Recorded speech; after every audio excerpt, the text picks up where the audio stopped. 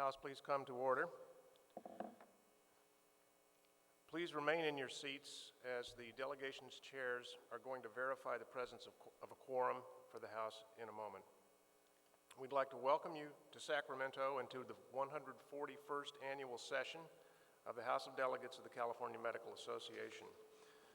This morning's session will be brief so that the reference committee hearings can begin as they're scheduled.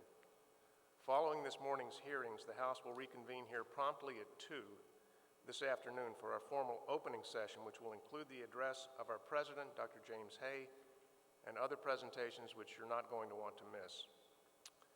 To establish our quorum this morning, I want to ask the delegation chairs to quickly count the number of delegates present and seated in your delegation, including alternates. Please report this number as soon as possible to Homa Nawabi, seated at the front of the ballroom to your left.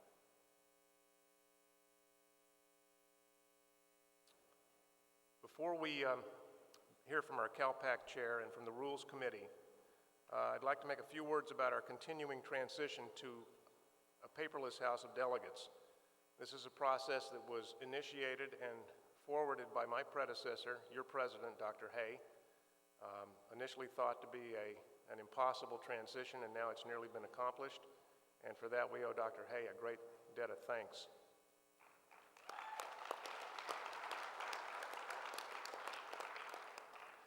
Last year, for the first time, none of the advanced agenda materials for the meeting was provided on paper. That's a huge step forward. That saved not only a few trees, maybe a forest, but over 20,000 of your membership dues dollars. So we didn't have to pay for the printing and construction costs. While the transition was not free of bumps in the road, as they seldom are, not the least of which was the website temporarily shut down when hundreds of logins from the same address were flagged as a possible cyber attack. But other than that, Mrs. Lincoln, we managed without too much difficulty. And overall, the meeting went very well. We did learn from that experience and from the other problems that were encountered with our then new website. And although we've not exhausted the list of improvements needed to optimize the process, we have made major progress, and there have been very few reported problems so far this year. As the next step in the process, this year sees the debut of, for the first time, paperless reference committee reports. As an interim step, we reduced the number of printed copies we made last year and provided each delegation with digital copies on thumb drives. This year, paper copies will be provided only to the reference committee members themselves to expedite their presentation of the reports when they assemble on the stage tomorrow and Monday. For everyone else, the reports will be available to download from the web as soon as each is finalized and posted, as we do them tonight. And tomorrow morning, each delegation will be provided with a limited supply of thumb drives in a number sufficient to enable all the delegates and alternates to download these reports within a few minutes, passing them one to the other. These thumb drives will be available for pickup by the delegation chairs or their designees at 7 o'clock tomorrow morning at the registration counter in the foyer outside this ballroom here. This year, in addition, we'll also be sending an email to the delegate and alternate distribution list. This will consist of, the list that we have consists of the email addresses provided on the delegation rosters which have been submitted to us here. This provides a third option for you to access the reports, so you're going to get them directly. The email will announce the availability of the reports and contain a link to access them directly without needing to log on to the CMA website. In view of the demands of achieving this three-phase dissemination of the reports in the space of a very few short hours, very late in the evening, we will not be able to accommodate requests to send the reports to any email addresses not already on the lists. If you know some people who aren't on that list and you want to forward it, that's fine, but we can't do it ourselves because of the technical details. Eliminating the very expensive overnight mass production of over 800 sets of paper reports is going to save the association approximately $30,000 this year.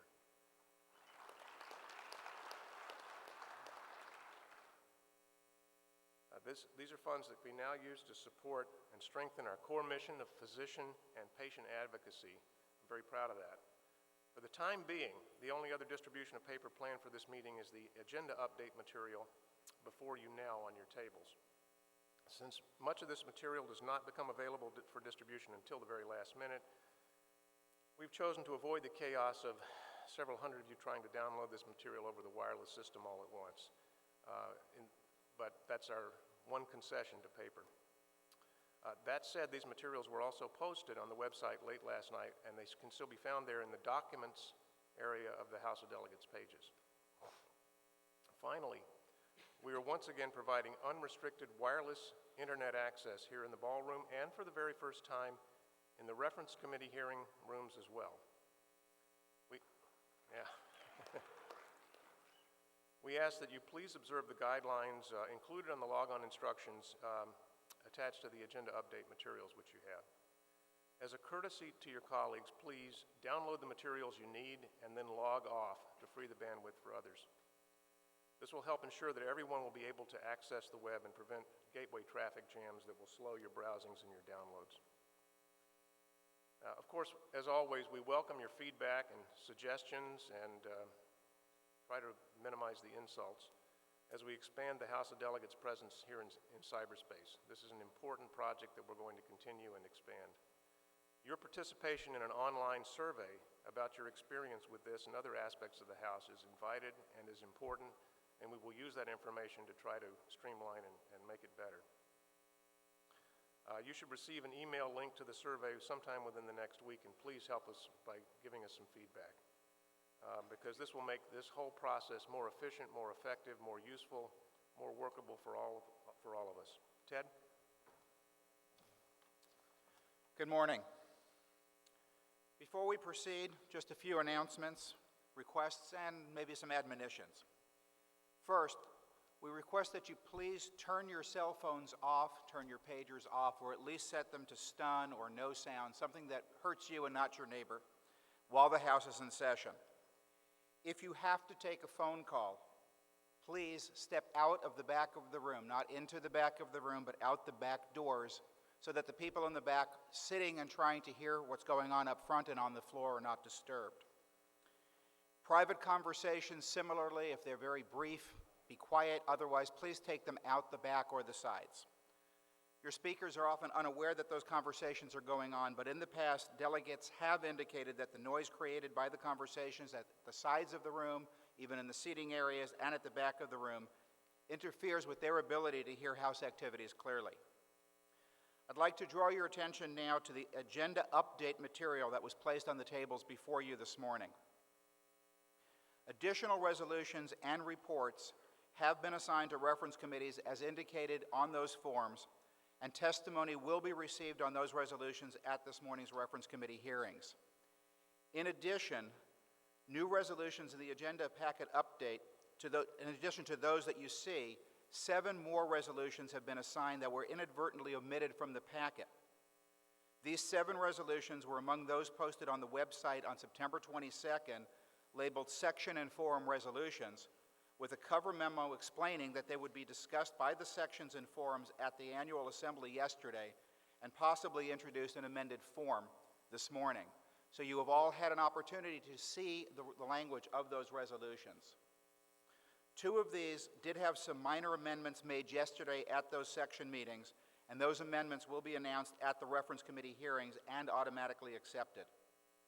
The 7 resolutions that should be projected before you there have been assigned as indicated on the projection screens. You might wish to write that down now because you do not have that in writing in front of you. Your speakers, on behalf of Roger, apologize for the miscommunications that resulted in the omission from the update. Okay, as far as quorum goes, we still have several delegation counts that we need to determine if we have a quorum. With the delegation chairs, please get those to Homa as soon as possible. Thank you. At this time, none of the resolutions that were posted to the website have been withdrawn from consideration as business of the House. However, Recommendation 1 of Report C-812, dealing with the AMA delegation, has been withdrawn. If there's any introducer of a resolution now that wishes to withdraw that resolution, This is your last opportunity to do so unilaterally. After this point, withdrawals will require the consent of the House of Delegates. Are there any withdrawals at this time? Seeing none, we move on. It is all now business of the House. The Consolidated Reference Committee hearing order is among the handouts at your place. A copy of each committee's hearing order will also be posted at the entrance to each hearing room, and the additional resolutions that we've just spoken about will be added to that calendar.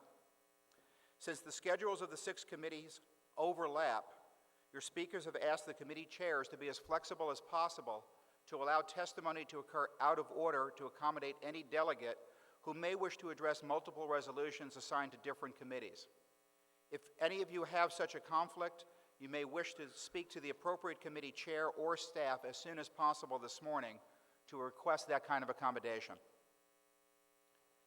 As the speaker indicated, reference committee reports will be posted to the web and emailed tonight, and envelopes containing flash drives will be available for pickup by delegation chairs or their designees at the registration counter tomorrow morning at 7 a.m. The first report to be presented to the House tomorrow will be that of Committee C. The order of the other reports will be E, B, F, D, and A. Again, that's C, E, B, F, D, A. The mnemonic is everybody buys from the FDA. Thank you. You may want to write that down, since that will determine the order of business in your delegation caucuses tomorrow as well. Please hand in any resolution amendments as early as possible once you've reviewed the reference committee reports. The projection booth staff will be available to receive amendments starting at 9 a.m. tomorrow. Amendment forms are available on the table next to the booth and can be deposited in the basket on the table.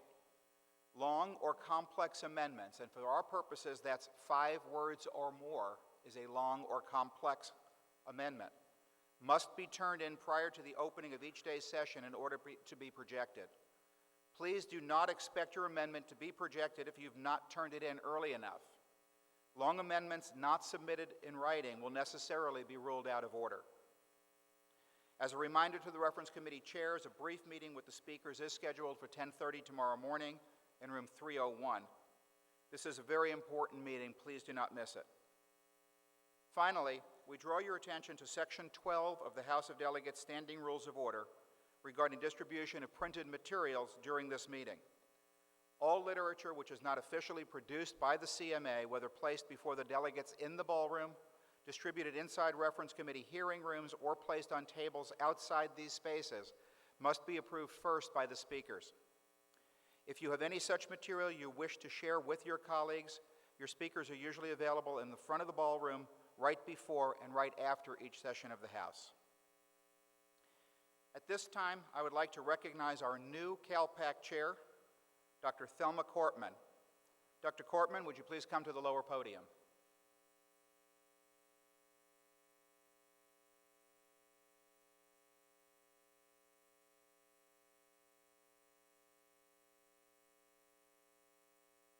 Thank you, and congratulations on your new seat.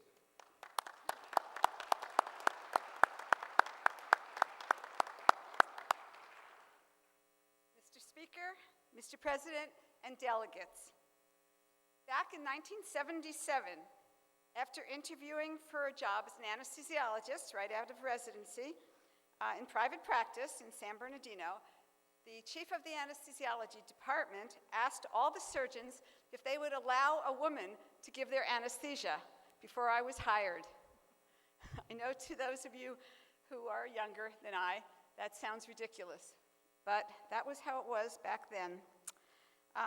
Some surgeons said no, but luckily enough said yes, and for 23 years I was in private practice at St. Bernardine's Medical Center in San Bernardino. It was very much expected that any new doctor joined the medical society, joined the CMA, and even a woman. They wanted me to join, and I came and went to all the meetings and joined, and I never really expected that I would be the first female president of the San Bernardino County Medical Society, the first female chief of staff of St. Bernardine's.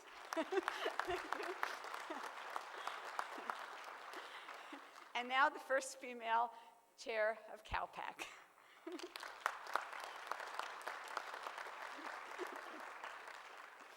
So it's been an exciting career for me, needless to say. And I know I won't be the last female chair because Susan Kowalski was just elected as treasurer.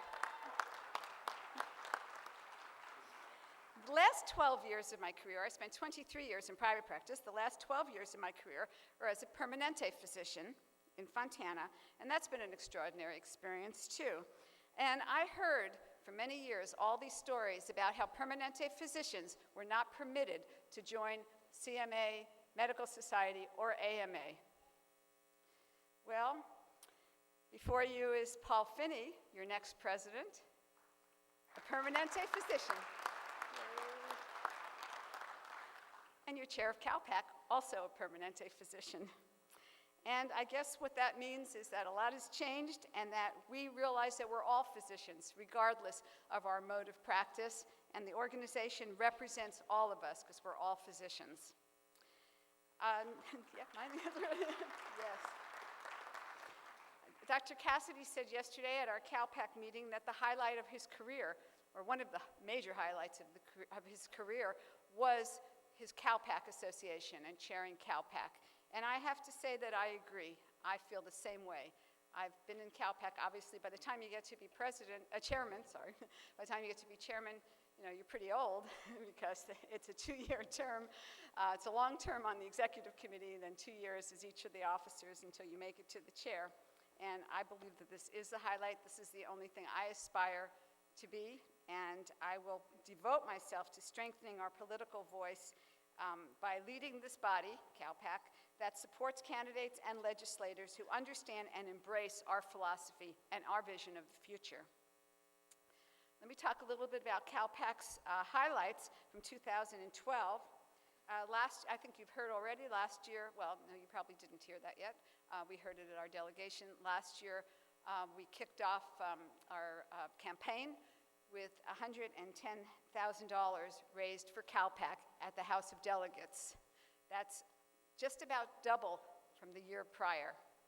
So everyone is now recognizing the value of CalPAC. This year we have a goal of $150,000.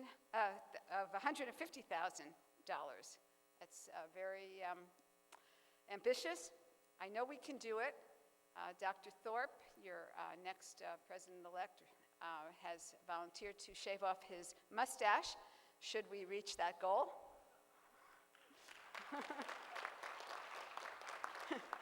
So please donate generously. We make it very easy. We have a booth right outside, and we'll be making visits to all your delegations tomorrow, and we'll be glad to take your money. We already have $50,000 raised for this house. Can you imagine that? The house has just begun, and $50,000 have been donated. Dr. Hinsdale continues to be our diamond level donor, very generous. We now have 9 platinum donors, and I'll mention them because that's a higher number than we've ever had. Drs. Cassidy, Curran, Fenton, Snook, Wales, Spiritos, Kraus, Dr. Thorpe, and myself. We are all platinum donors. And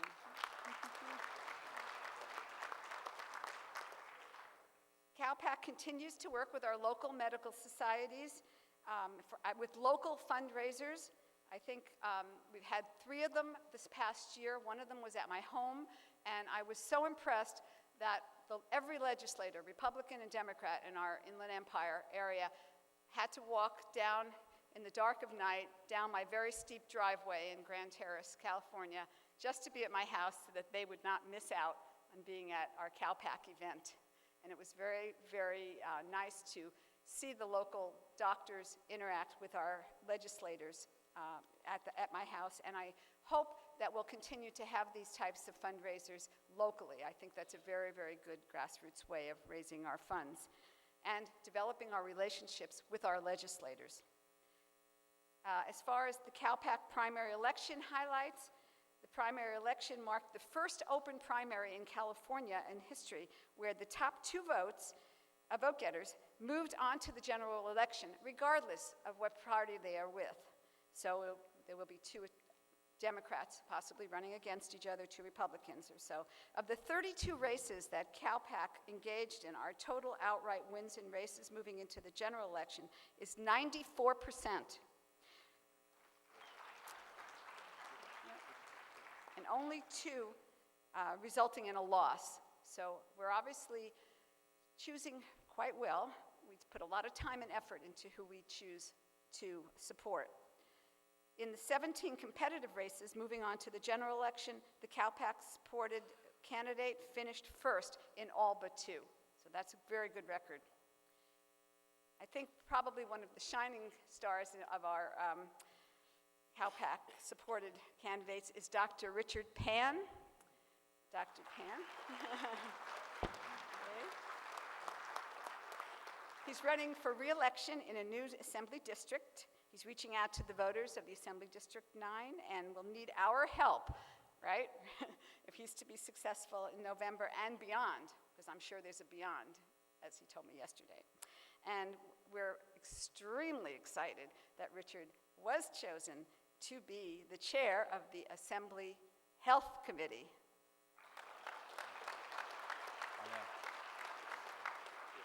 What could be better to have a physician who really understands medicine and understands CMA? So we're very excited about that. Dr. Matthew Lynn, who's a past president of LACMA, and he's a CalPAC-supported candidate for Assembly District 49. He pulled off an extremely impressive win during the primary, receiving 51.3% of the vote. And we are now in a coalition in support of Dr. Lynn, who's running in a very competitive race. So he will also be a very strong supporter of medicine, should he win. So we spend a lot of time building relationships, supporting candidates sometimes quite early, knowing that they're going to be in the same office for quite a long time, and we need to build relationships. As far as our challenges for the future, MICRA is always going to be looming over us. The trial attorneys attempted an 11th hour assault on MICRA, and this failed. However, what this tells us is that it's going to happen again, and we're going to have to be ready. And we also have continuous assaults on the scope of practice, the bar and the corporate practice of medicine, and we continue to battle with the health plans and the IPAs. So what we need for success is each and every one of you to consider moving up your level of support to CalPAC. There's a booth right outside. We make it very, very easy for you to pay. And I personally contribute at the platinum level because I believe that this is how we do a lot of the work that CMA does. And my contribution should make a difference. Everybody's contribution makes a difference. We have $1 million PAC, and that sounds great, 1.2 million actually. And that sounds like a lot. However, the realtors have 7.5 million, and the teachers union has 9 million. And I think probably prison guards are up there too, and some other organizations. And so we need to up what we're doing. Everyone in this room has the opportunity to make a difference, and what we're asking you to do is to look at up your level to at least a 300 club. And we'll be around to all your delegations tomorrow, and I want you to consider that.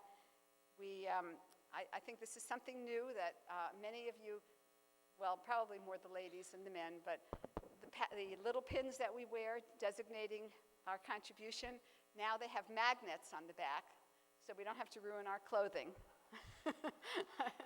I think that's a very good thing. I've never worn a pin before because I didn't want to ruin my clothing, but now I'm wearing my pin, so you can get a nice little pin, and you can get Dr. Thorpe's mustache removed, and you have an opportunity to make a difference in the political agenda in California. I thank you very much for letting me address the House.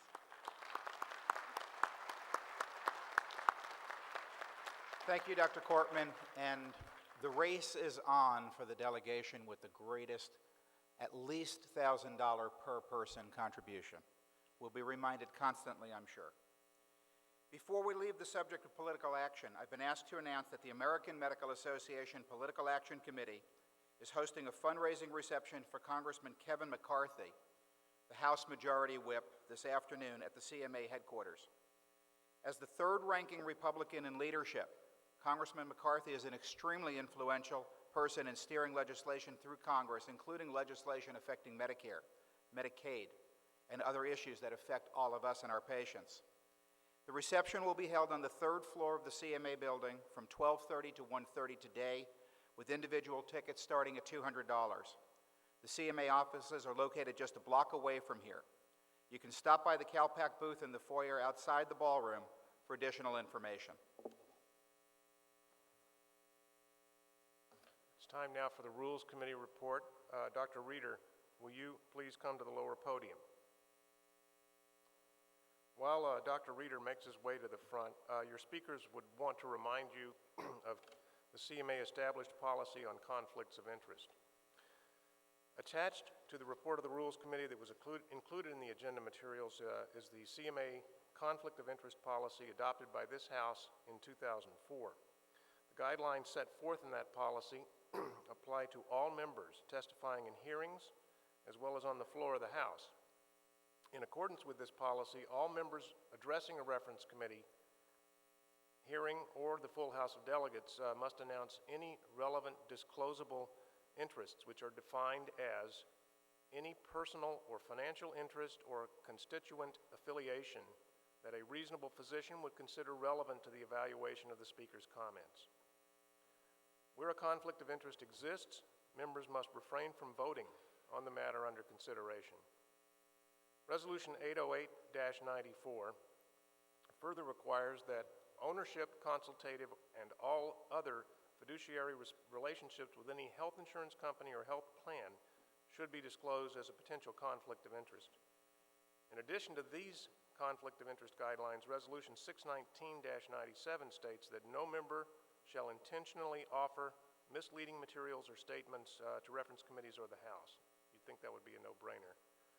And require that the source of funding of any study cited for the purpose of influencing CMA policy, if it is known, be disclosed. Thank you. Dr. Reeder, would you please present the quorum count? Mr. Speaker, as of 8:15 this morning, there are 303 delegates seated in the House, constituting a quorum. Thank you, Dr. Reeder. We now have before us the report of the Rules Committee. Dr. Reeder.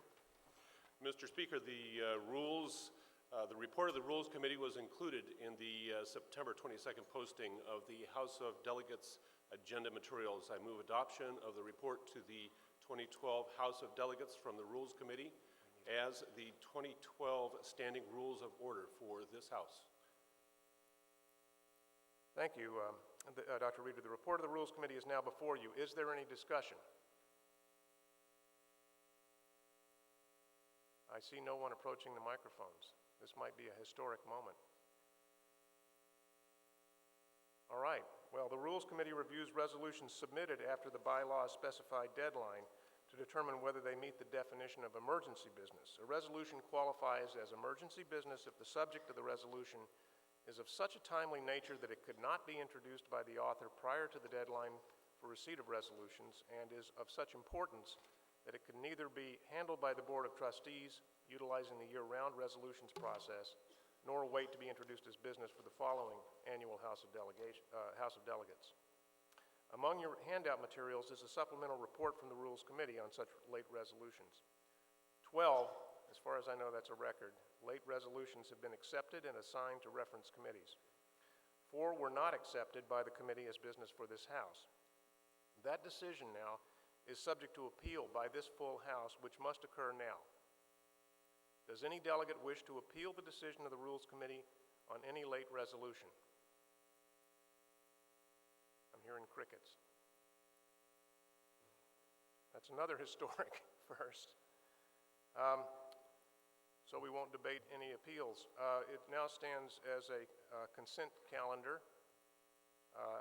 At its meeting yesterday, the Rules Committee also considered author appeals of 2 items that were deemed by your speakers to be inappropriate and were not accepted as business of this House. The authors challenged the speaker's ruling, and in accordance with the standing rules of order, these items were posted to the website for the information of the House.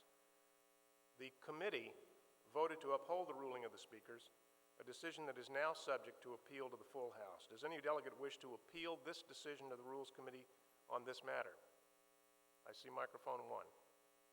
Thank you, Speaker. I'm Pete Curran with District 8, and I have no conflicts of interest. I would like to appeal the Rules Committee against a resolution dealing with the elimination of the death penalty or opposition of the death penalty. That is in order. May I speak? Please do. Thank you. I think this is a timely matter that should be open for discussion by the House. We know that the CMA and the AMA have positions, ethical positions against direct physician participation in capital punishment. However, we perceive, and we have the support of our delegation as well as the California Psychiatric Association, that there remains a conflict of interest in regards to certain physicians treating prisoners who ultimately go to the death penalty, and we feel that this is the time where the discussion should be open to the House to make this decision. Dr. Reeder, your comments? This was considered to be more of a social rather than medical practice issue. Many of the individuals involved with administration of the death penalty are not physicians. Thank you. Microphone 4. Barbara Yates, speaking in support of the resolution for the California Psychiatric Association. At our meeting 3 weeks ago, we considered the upcoming proposition. We did feel it was an issue that our association should weigh in on for many reasons, including the overrepresentation of mentally ill people in the prison system. We hope the rest of the House of Medicine will join us in considering this issue at this House this weekend. Thank you. Thank you. Does anyone else wish to be heard on the issue of whether this will become business of the House, not on the merits of the issue itself? I see no other people at the microphones. An aye vote here will be a vote to overrule the decision of the Rules Committee and of your speakers and allow this resolution to be the business of the House. It has nothing to do with whether you are for or against the idea, but whether you are for or against the idea of discussing this as business of the House of Medicine. Is that clear? Okay, all those in favor of overruling the Rules Committee decision, please say aye. Aye. Opposed? No. That's fairly close. Good morning, Speaker. Hey, I'm glad you're awake. Let's try that again. All in favor of overruling the Rules Committee, please say aye. Aye. Opposed? No. We're going to need a show of hands. All in favor of overruling, please raise your hands. Opposed? I think it fails. It's pretty clear. Good on you for thinking about it, though. All right, Dr. Reeder, would you sum up?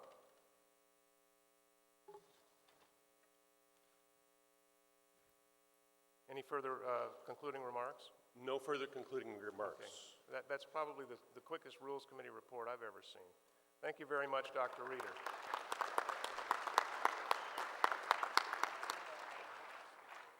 At this time, I'd like to recognize our Chief Executive Officer, Mr. Dustin Corcoran. Dustin, will you please go to the lower podium? I'm sorry, is there a point of, no.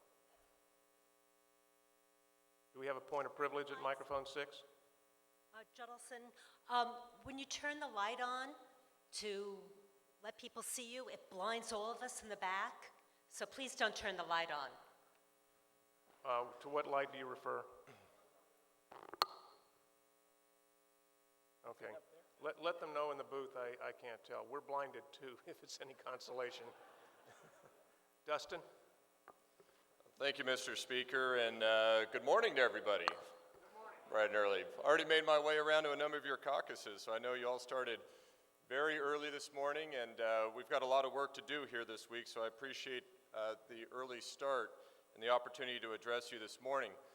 Before I start with my remarks proper, a lot of you have been able to track the growth of my family, and this is kind of the year where you get to do the check-in, and a lot of you have been asking questions and see how big they are and what they're doing, and they're here with me this morning. Right over there is Glenda, my wife, it's her birthday, happy birthday, and my daughter, Dylan, and my son Fletcher. So there they are. Dylan's going to turn 5 next week, and Fletcher will be turning 2 in January. So hey guys. Okay, well let's get into it. This is also the time that they get to watch Dad do work, because they have to share me with you and with the work. It's not just Daddy home all the time. We try and take them with us as much as we can, and my daughter always is fond of asking, which doctors are we going to see today, or who are you going to go see? And she thinks all of you are her doctors. So, and some of you actually are. Dr. Pan was her pediatrician for a long time, and Dr. Finney is our emergency call anytime we have something we don't understand, or, well, really just to make my wife calm down and that everything's going to be okay. We call Paul Finney at all hours of the night. So thank you and your wife, Paul, for allowing us to abuse your cell phone in that manner. We have some things to celebrate here today, and one of the biggest things we have to celebrate that everybody should feel very, very proud about is that CMA is growing.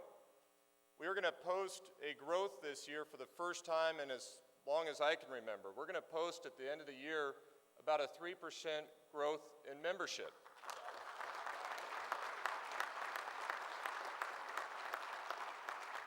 Just tremendous. We're at the highest level we've been at since 2008, and no signs of abating. It looks like that trend will continue into next year. And it's really been the work of some outstanding counties that have fueled our growth. It isn't just a couple of us that do it. It's the collection of a whole that allows us to grow and to be able to turn around those dismal numbers that we've had for so long. So long we've talked about our slow decline. You've seen the charts and the numbers, about a roughly 1% decline for the last 20 years. And now a dramatic turn the other direction. It feels good. We should take pride in that. You're right to applaud it. And I want to acknowledge a few counties in particular that are really knocking it out of the park. I want to acknowledge the 3 highest counties in terms of market penetration that we have in the state, led by Stanislaus County. At 74% of every physician in Stanislaus County belongs to CMA and to the Component Medical Society. 71% of members, physicians in Santa Clara County belong. 68% of the physicians in San Mateo belong. And it's not just those counties, but in Santa Clara in particular, we had a notable piece of growth that I think is worthy of recognition as well. Last year in CMA, the entire state of California, we had 199 physicians that were government employees, county employees that belonged. This year, Santa Clara just signed up 350 government employed members of the CMA. Congratulations to Santa Clara. And we have our traditional powerhouses in the south, of course, Riverside, that's always knocking out of the park, and San Diego. But we have a new member of that club down there, it looks like. It looks like Orange County's turning the corner, is going to start posting growth, and is on the road to recovery. And congratulations to them for their work and for their turn. And we need that growth badly. We need more revenue, we need more members, we need a stronger voice, and we need that stronger voice because there are many threats to the practice of medicine, as you all know. These are tumultuous times. There's that saying, may he live in interesting times, and you certainly, as practitioners in this day and age, have been delivered that curse of living in interesting times. We are going through tumultuous times, and we need growth, and we need our loud voice. We have hospitals that are expanding at a rapid pace, that are acquiring physician practices left and right. And often those acquisitions aren't sensible, they're just being done. They're being done in part, the fuel, because physicians are demanding it. Physicians are demanding it because they're seeking economic security, not because they necessarily want to practice in that type of structure, but because they have uncertain economic times. They're uncertain about their ability to be able to stay in practice, and so they go to the hospital seeking shelter. The hospital may or may not be able to afford that. We've seen this before in our history, and I think one of the challenges we're going to have is how do we find ways of integrating and delivering higher value care, but doing it in a way that makes sense, in structures that are not threatened by the economics, but are actually sustainable and can deliver high-value medicine. We have payment reforms coming left and right from the feds, from private payers that are seeking to change the way in which you're compensated. We have global payment things. We have ACOs. We have so much that's coming down. Interesting times indeed through the ACOs and through the ACA as a whole. We have Medicare in turmoil. We have Medicare that's looking at different ways of paying. We have another SGR fight. We have potential funding liabilities that the federal government continues to struggle with, and the easiest place for them to take it out on is the people that are actually delivering medicine, because it becomes politically unpalatable to actually address the underlying concerns and causes of the increased costs in Medicare. We have scope of practice that's going to come down because we have so many people out there, allied practitioners, not always allied, but other practitioners that are always looking for opportunities, and they see a big opportunity with the Accountable Care Organization to try and make inroads into what you do. I would not be surprised if we had nearly a dozen scope of practice bills to fight next year. I think that's going to be a big, big part of our agenda next year, is playing that defense.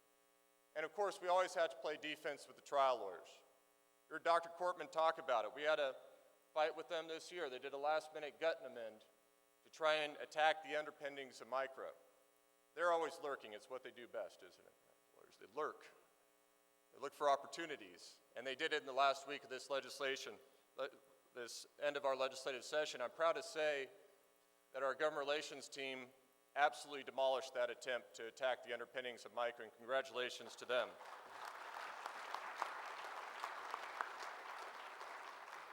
In fact, that bill, SB 1528, the trial lawyers' attempt to tackle MICRA, the underpinnings of it, ended up with 13 votes out of 80 assembly votes in the legislature. That's incredible. And by the way, having an ally like Dr. Pan, Dr. Richard Pan, sitting in caucus talking about why MICRA is important is so critical and so huge. And it was this body, it was this entity, it was CalPAC that fueled his election and his ascent to the Health Committee chairmanship.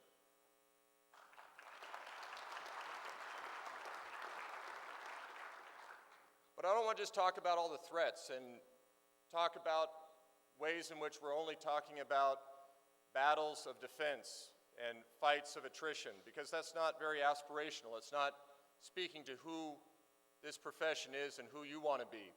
I remember at our Leadership Academy, if you recall a speaker by the name of Dave Logan, actually a professor of mine, and he had physicians come up to the microphone and he had them talk about the default future versus the envisioned future. And for those of you who are there, some of you probably went to the microphone. And he first asked people to talk about what the default future was, and it was a lot of those things that I just talked about. It was about the attacks. It was about people trying to do scope of practice changes. It was about trial lawyers. It was about payment. It was about loss of income. It was about loss of autonomy. It was the negativism that can be pervasive and that can seize our brains and capture all of our attention. And then he asked folks to go to the microphone, asked doctors to talk about what your envisioned future was. And when you came to the microphone, those were not the things that you talked about. The things that you talked about were your patients. It was about delivering better care. It was about making it affordable and accessible, about new technological advancements and how we get the best opportunities for patients who are sick to get well. That's what captured your imagination and what captured your thoughts that day when you talked about your envisioned future. And that's what I think we need to dedicate ourselves to this weekend and this coming year, is not to look at all of these external threats as things that can't be dealt with and can't be managed, and that we can only envision a future in which we are just fighting that battle of attrition and we just slowly bleed out. But rather where we look at all this chaos, all this confusion, as a moment of opportunity. An opportunity to build that envisioned future you want. To talk about how we have models of care that are integrated in a way that are patient-centric and physician-led. That we look at opportunities for there to be diversity of practice, for there to be choice about how you practice. That the only option need not be finding shelter with the local hospital, but that you can choose to practice independently, that you can choose to practice in the model of care that you choose, doing it in an integrated way, doing it in a way that delivers true value to your patients, but one that you get to choose because you feel that it's right for your patients and it's going to allow you to practice the best way that you possibly can. And I want to dedicate ourselves to that because fighting a battle of attrition is taxing. It's defeatist. And we need be defeatist. We can fight for an envisioned future. Your patients expect you to do that. They expect you to give voice to their concerns because nobody else can. There is nobody else who's going to step up and talk on behalf of the patients. The economists are not going to do that. The bureaucrats are not going to do that. The politicians are not going to do that. The trial lawyers certainly are not going to do that. You have to do that. So let's fill ourselves with hope this weekend. And when you go out, talk about the growth in membership and talk about what you want the world to be. And talk about why your physicians who aren't members need to join. Because we are the voice of change. We're the voice of progress. We're the voice of patients.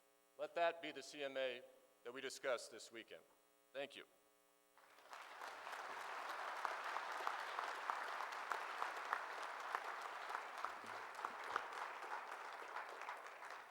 Thank you very much, Dustin. I always learn something, and I'm certainly always inspired when he speaks. I really appreciate that. We're actually running a bit ahead of schedule for the first time in my memory. So if you don't mind, I think we could go ahead and start with Reference Committee C. Would the, appoint at microphone 2. Thank you, Mr. Speaker. Craig Kleiger, California Academy of Eye Physicians and Surgeons, just a point of personal privilege. In case some of the ophthalmologists may not have received the email I sent out this week, we're holding an ophthalmology caucus at 1:15 in room 301 of this floor of the convention center, and we welcome you all to be in attendance. Thank you. We'll hope to see you there.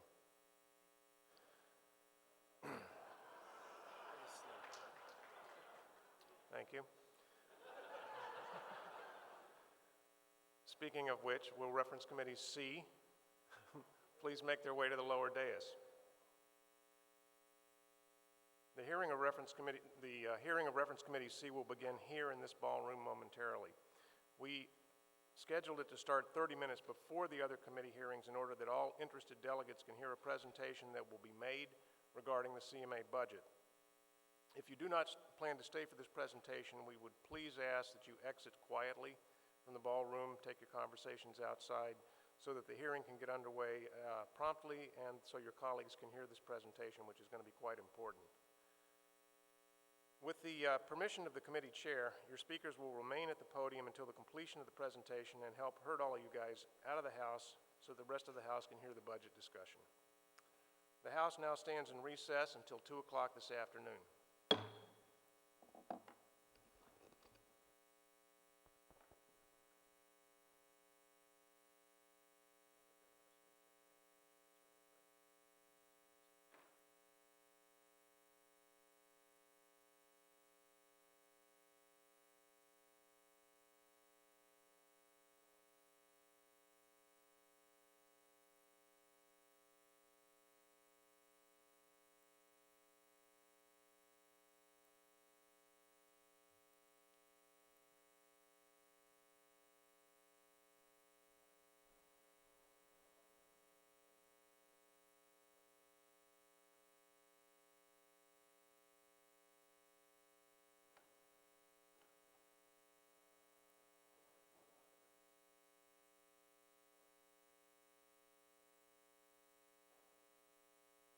Good morning.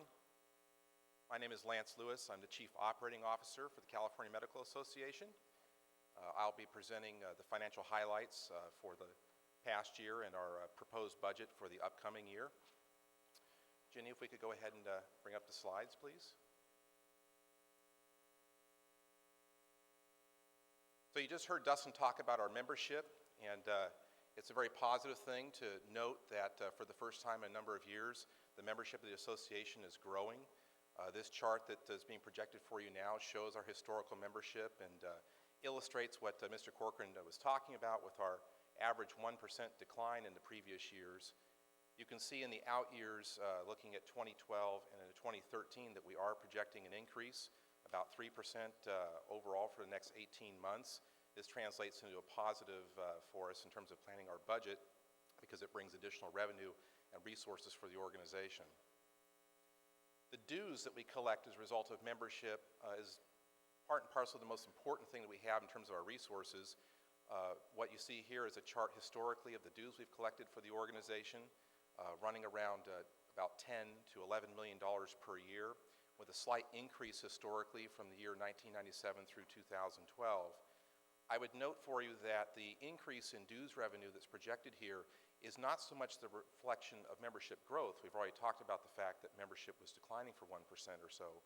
The fact that dues in revenue is increased here is because this House of Delegates had previously voted 3 times in the last decade to raise the price of dues in order to fund the operations of the association.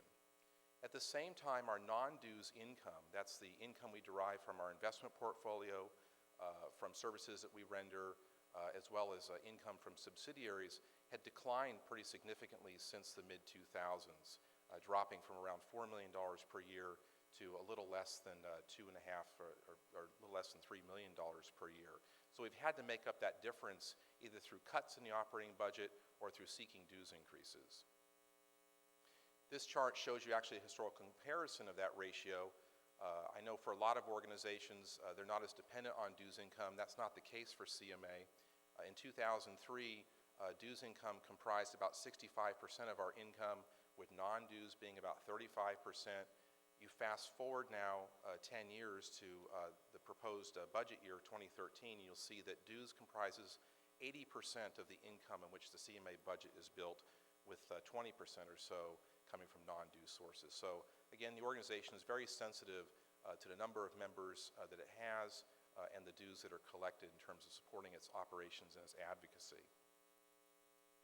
This chart shows a historical comparison of our operating budget surpluses and deficits, again, since 1997 forward.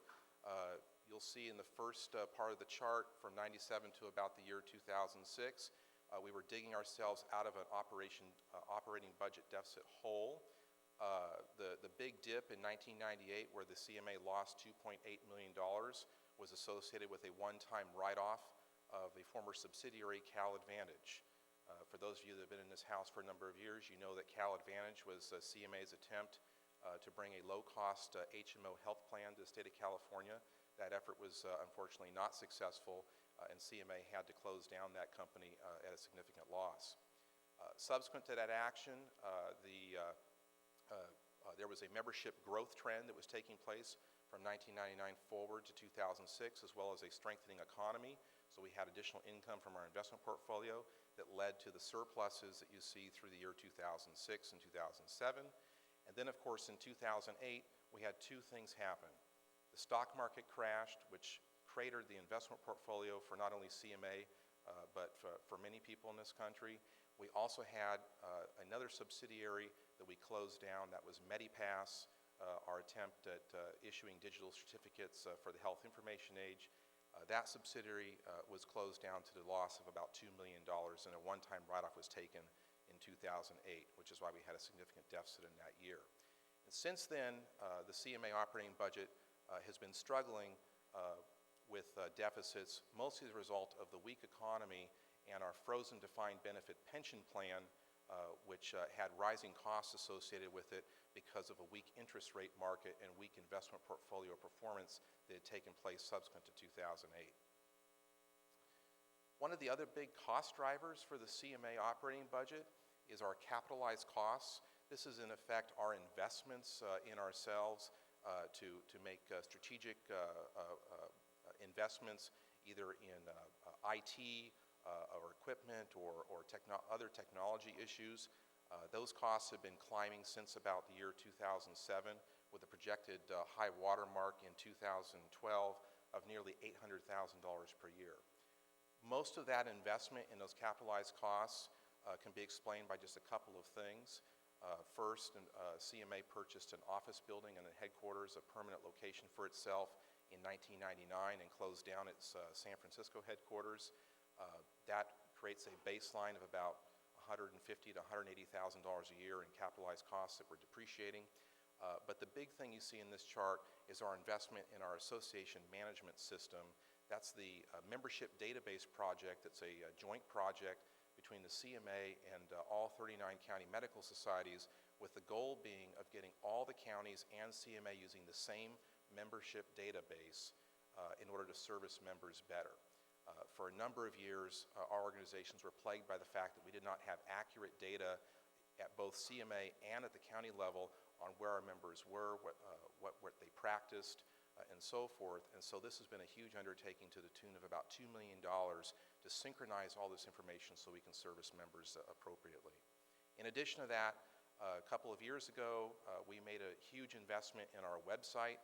Our website had become kind of stale. It was not positioned for the emergence of Web 2.0 technology, if you will. It became necessary to make a fundamental investment in that website, so that added to our costs. I mentioned previously the frozen pension plan. CMA used to have a traditional defined benefit pension plan for its employees. By action of the Board of Trustees, that plan was frozen in 1995, and no new benefits were accruing to beneficiaries after that date. But CMA struggled with that plan, nevertheless, because there was an unfunded liability in that plan owing to the retirees. At the time the plan was frozen, it was not fully funded. There was a funding gap of about $200,000 or so in that plan at that time. Over time, that funding gap grew to be over $3 million. The translation of that was that the operating expense associated with the plan started to get out of control. In 2010 and 2011, again with a weak economy, poor investment portfolio performance, and declining interest rates, the costs associated with that plan were becoming unbearable for the organization, and the board had to take action to arrest the expense associated with it. In that year, the board made a decision to invest $3.5 million from reserves into the pension plan to fully fund the unfunded liability that had been there for at least a decade prior. That's why you see such a huge contribution made in that year. By making that contribution and satisfying that unfunded liability that we owed to those former employees, we were able to get out from underneath making additional future contributions as shown here. In 2012, we had to make a fairly de minimis contribution, and I'm proud to say that for 2013, we don't have to put any money into the pension plan. With all these changes and things I've talked about, I've thought it important to just visit quickly our statement of financial position, which is our balance sheet. One might get the impression that there's a lot of significant challenges there financially, and there are, but one of the good things that's happened is while we've tried to take care of some of our past debts and deal and struggle with some of the deficits, we are strengthening the balance sheet. If you look at the three-year comparison of our balance sheet, you'll see that our cash available in current assets has increased substantially. It's almost doubled from 2009 to 2011. The value of our investment portfolio has also grown significantly from $14 million to almost $20 million just in that three-year period of time. We've been able to reduce some of our liabilities. Our current liabilities have been reduced somewhat by tightening controls, and our long-term debt position has also declined. The result of these things is that our fund balance, and our fund balance is another way of, that's a nonprofit vernacular for retained earnings or equity, as you might think of in a private corporation. Our fund balance position has improved significantly from about $8.7 million in unrestricted net assets to over $16 million in unrestricted net assets. So the effect of this is that we're trying to get the debt down. We're trying to strengthen the cash position of the organization, all the while still trying to balance the needs of services and programs to our members and work with the revenue that we have. Let's talk about next year's budget. Every budget's built on a series of assumptions, and in order to understand how our budget operates, it's appropriate to go through what those detailed assumptions are so you have an understanding of how we envision the next 18 months. First and foremost, as again we mentioned, we're expecting a membership increase. This last year we are looking to, in 2011 we ended the year with about 21,800 members. This year we're going to surpass that, as Mr. Corcoran indicated, and we'll probably end the year with about 22,500 members. and we expect that number to grow in 2013. This translates into about a 4% increase in overall revenue from dues. That's without raising prices or doing any adjustments to the program. We're also expecting our investment portfolio to improve its performance. Already year to date, our investments are up 10.5%, which is phenomenal for an investment portfolio that's conservatively positioned as an institutional fund such as ours. So for next year, we're hoping to count on that continued growth. We continue our existing practice of setting aside some of the net income from our investment holdings and putting it away into our reserve for future use and for contingency planning. So with that policy, we're setting aside about 30% of the excess monies that we make on investments for our rainy day fund. We continue to get generous support from 4 of the medical malpractice insurance companies and carriers for the production of our California Physician Legal Handbook and our on-call document library system. Their support makes it possible for us to produce the 7-volume set of legal guidance that we provide to our members and to other organizations. We are also blessed to have continuing support from the ADF Endowment Fund. As you all know, a number of years ago, we sold the Audio Digest Foundation, and we took the monies from that sale and we put it into a designated fund with the intent of using those monies to support future operating budgets of the association. This amount that's being contributed from the fund in 2013 reflects a slight increase over last year, indexed to inflation.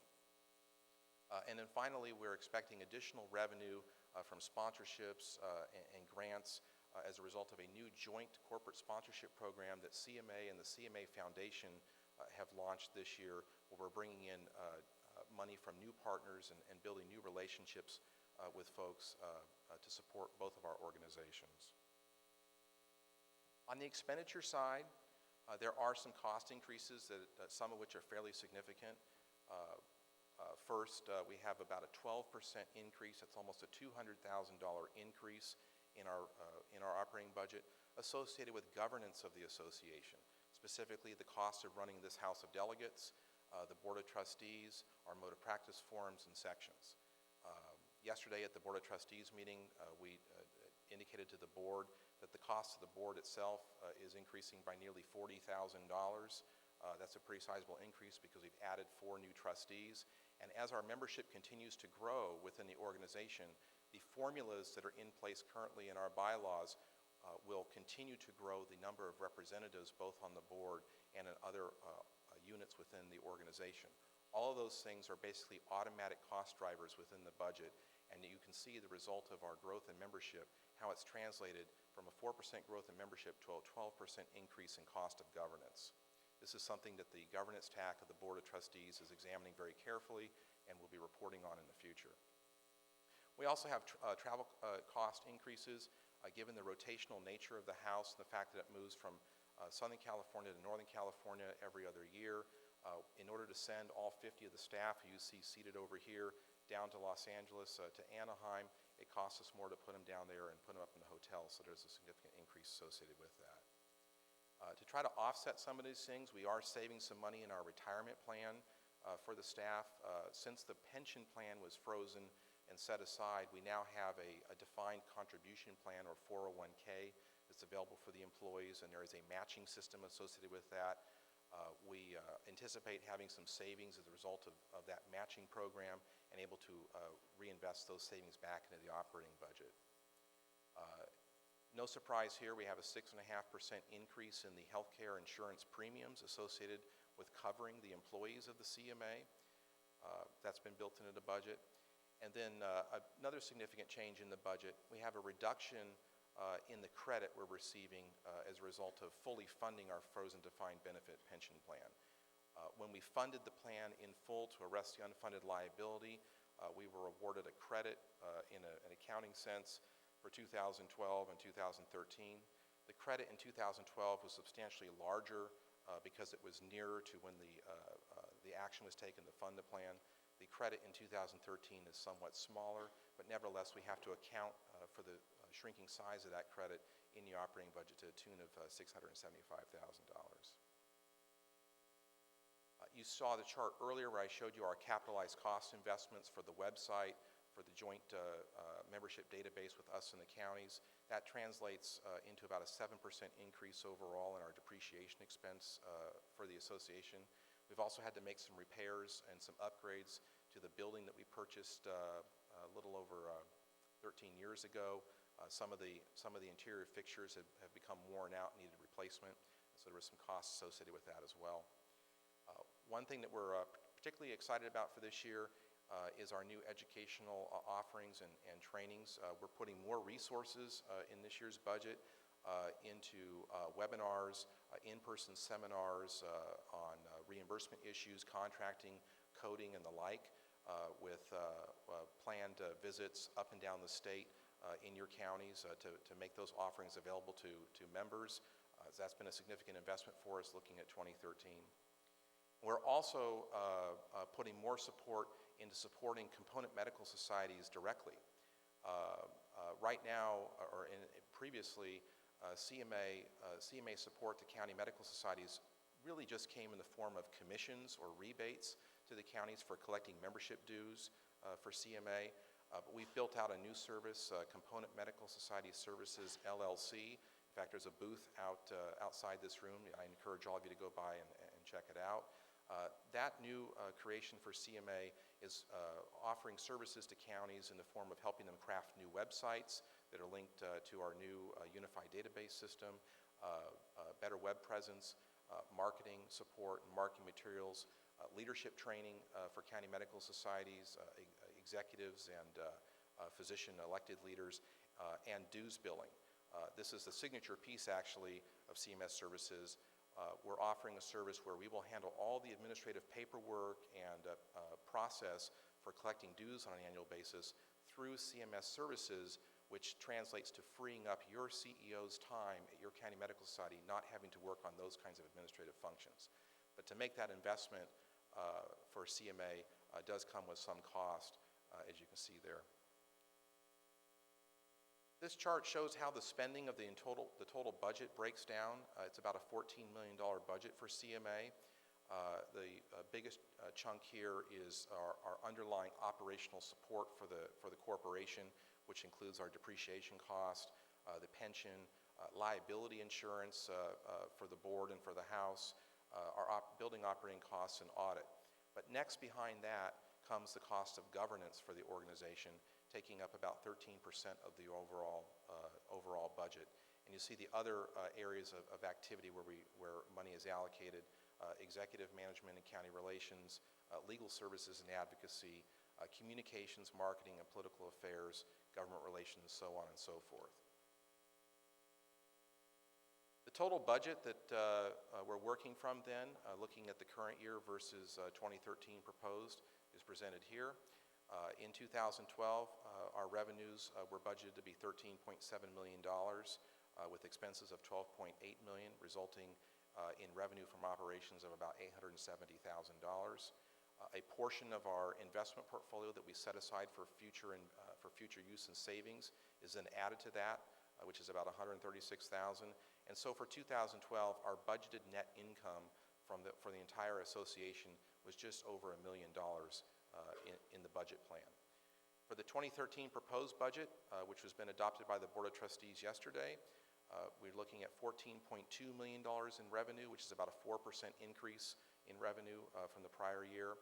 Expenses of just over $14 million, which is an increase in expenses of about 9%. And keep in mind that most of that increase is associated with servicing both the pension plan that I talked about earlier, as well as the rising cost in governance. Taken together, that results in a revenue from operations of about $265,000. Again, add to that the non-operating revenue from our investment portfolio that we set aside for future use, and that results in a projected net income for 2013 of $411,000. Clearly a lower amount for net income than the prior year, probably lower than some would like, but again reflects our need to balance our growth in the organization, as well as our rising expenses and some of the things that are driven formulaically or automatically, for which we don't have direct control at this point. That concludes the presentation on the budget, and happy to entertain any questions if there are. Thank you.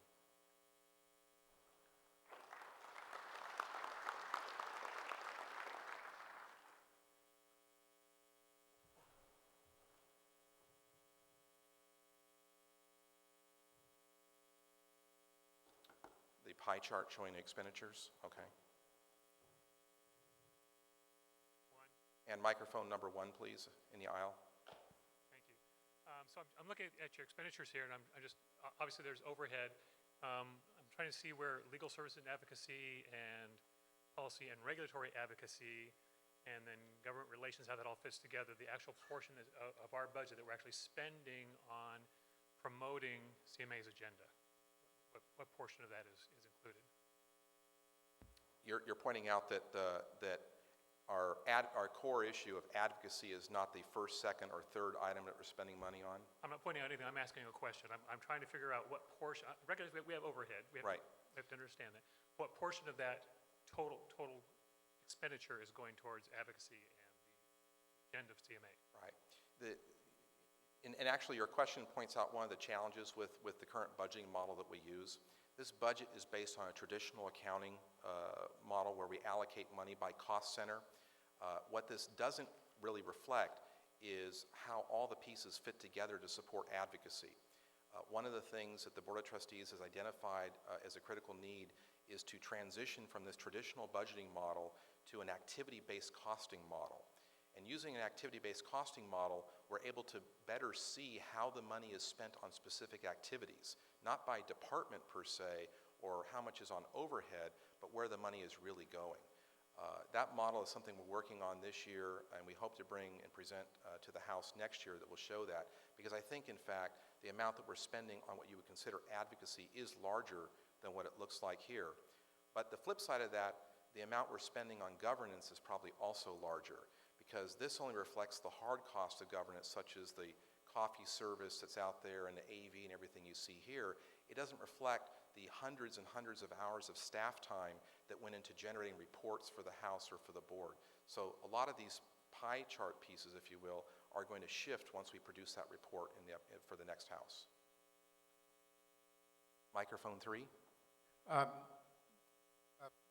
Marvin Kaplan, Delegate, LA County, speaking for myself.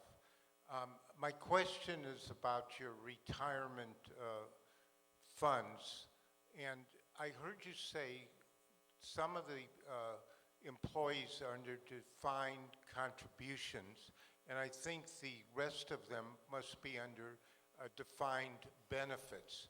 Can you give us an idea of what proportion that is, and when will we have the employees under predominantly defined contributions?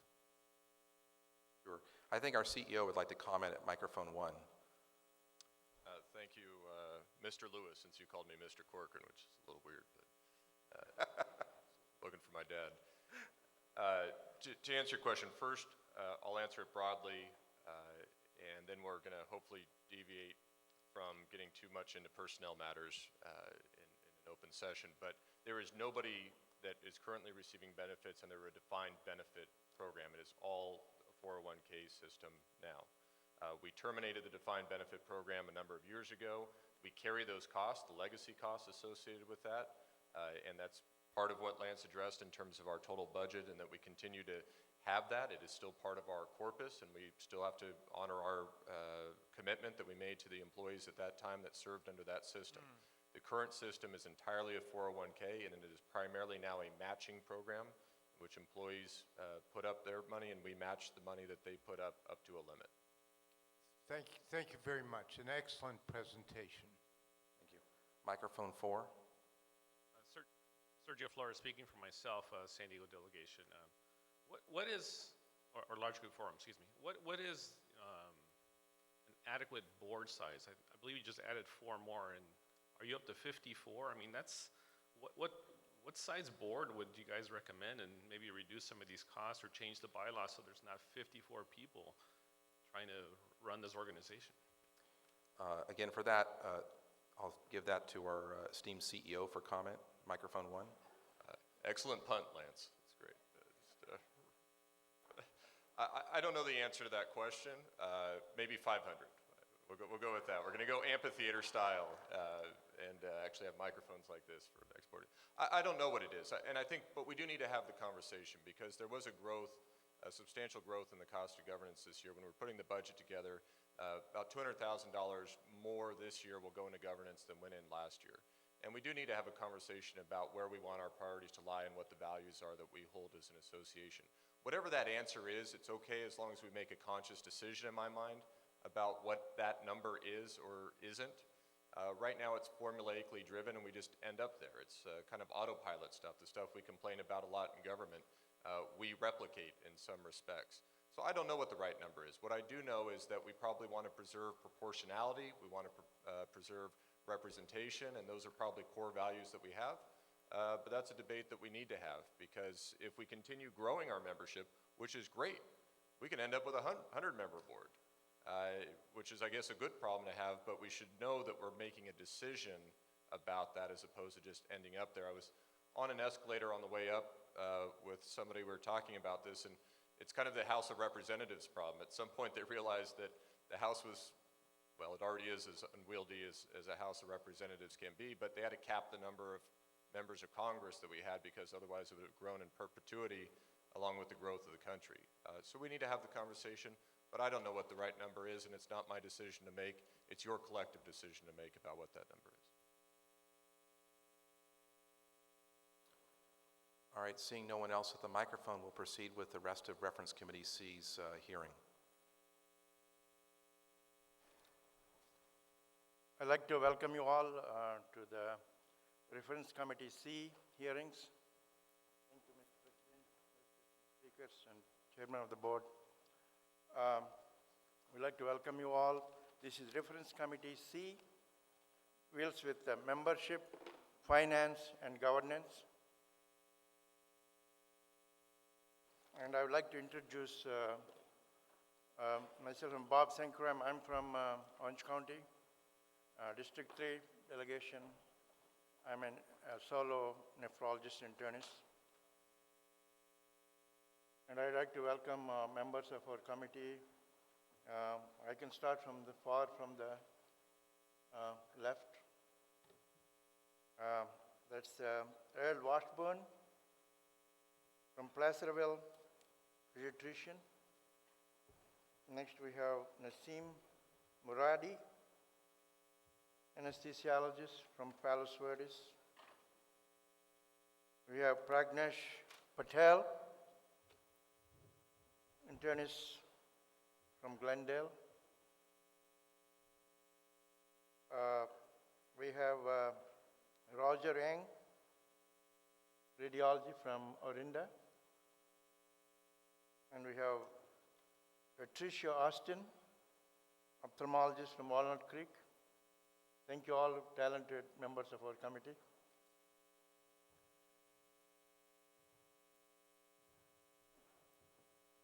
We want to hear testimony from different resolutions. We have about, the number has increased now. We have about 12 resolutions to handle this morning, as well as about 8 reports. The testimony can be from the CMA members, or sometimes it can be non-members on special circumstances. Before you testify, I would like to please mention your name, delegation, any conflict of interest you have. And in view of the time limit, I'd like to have about, and the committee agrees, like 3 minutes time limit on discussion and testimony.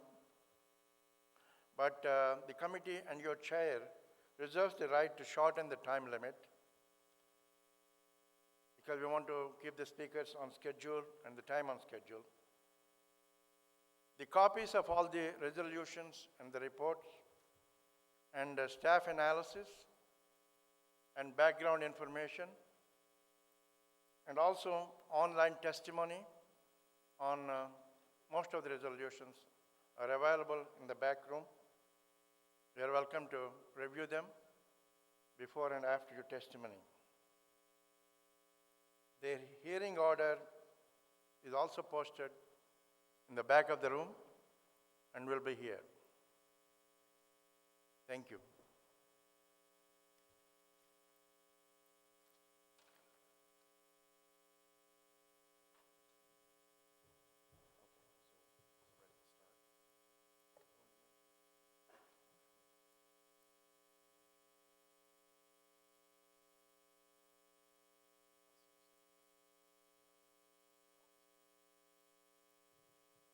Okay, we'll start our hearing.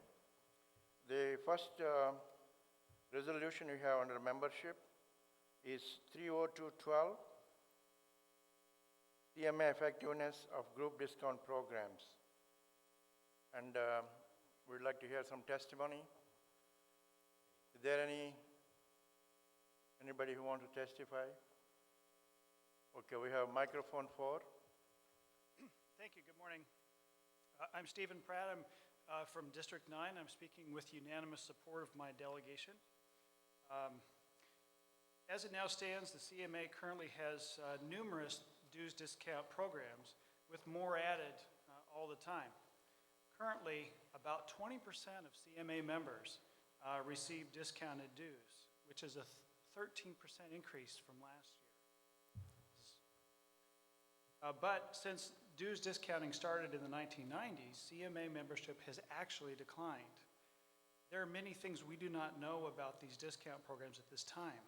What discount programs are in place, what their effect has been on long-term membership, what their effect is on CMA revenues, and which programs have been effective and which have not. The problems with the discount programs is that they reduce CMA revenues compared with full dues. They shift the burden to full dues-paying members, and they raise questions of fairness in representation, especially here at the House of Delegates. Our resolution calls for transparency and an accounting of the costs and the benefits of these dues discount programs. One criticism of this resolution is that it would be a major cost, and we recognize that. But the discount programs themselves have a significant cost. And the problem is we don't know what that cost is. It's fair to say that any other program at CMA with a similar financial impact would surely be audited.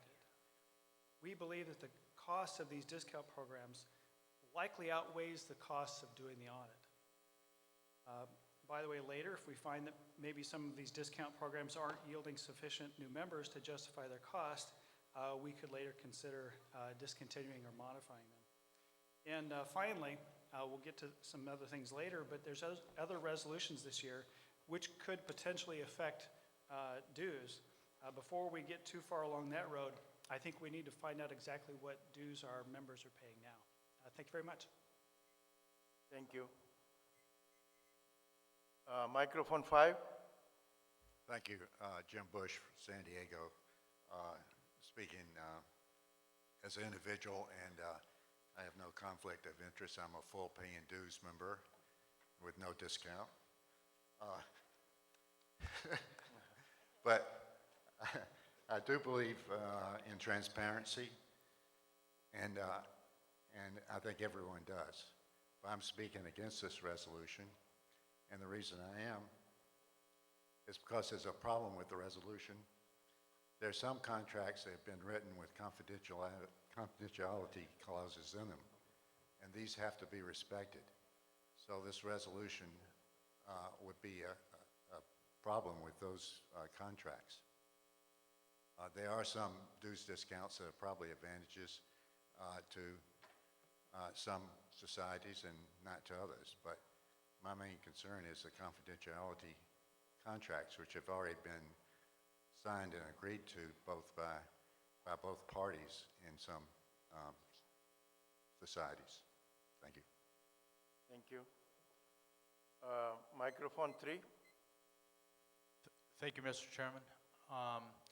Breton, District 10, speaking as an individual delegate. I discussed this with our component medical society in Marin, as well as our district caucus. without representation at the local level, loss of transparency would be revolted against, and we would probably see a lot